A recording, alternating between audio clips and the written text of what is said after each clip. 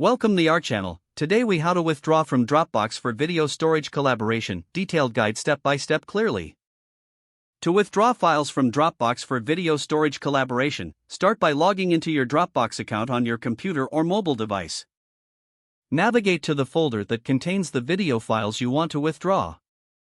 Select the files you intend to download by clicking on the checkbox next to each file. If you prefer to download an entire folder, hover over the folder and select the download option. For individual files, click on the three-dot icon or right-click the selected file to access additional options. From the drop-down menu, choose the download option.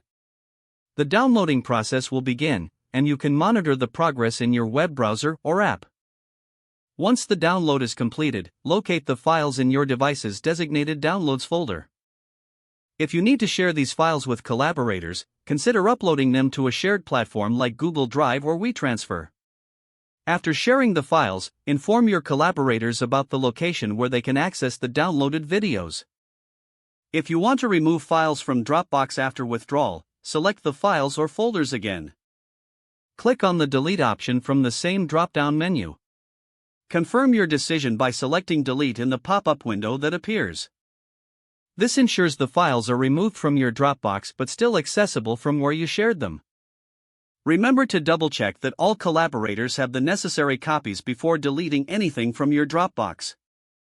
Make sure to maintain good communication with your team throughout this process for efficient collaboration. That concludes the steps for withdrawing from Dropbox for video storage collaboration. If the page does not load, refresh the browser or try again in a private or incognito window. Make sure you are using the correct email address, then retype it carefully to avoid small typos. If your password is not accepted, use the reset option and create a new strong password you can remember. Check your spam folder for verification or security emails, then complete any requested confirmation steps. Enable two-factor authentication if available to improve account security and reduce unauthorized access risk. After signing in, review your profile details so your contact information and settings are accurate and current. If you see an error message, note it down and try again after restarting your device and internet connection. Log out when you finish, especially on shared devices, to keep your account and payment information secure. If the page does not load, refresh the browser or try again in a private or incognito window. Make sure you are using the correct email address, then retype it carefully to avoid small typos. If your password is not accepted, use the reset option and create a new strong password you can remember.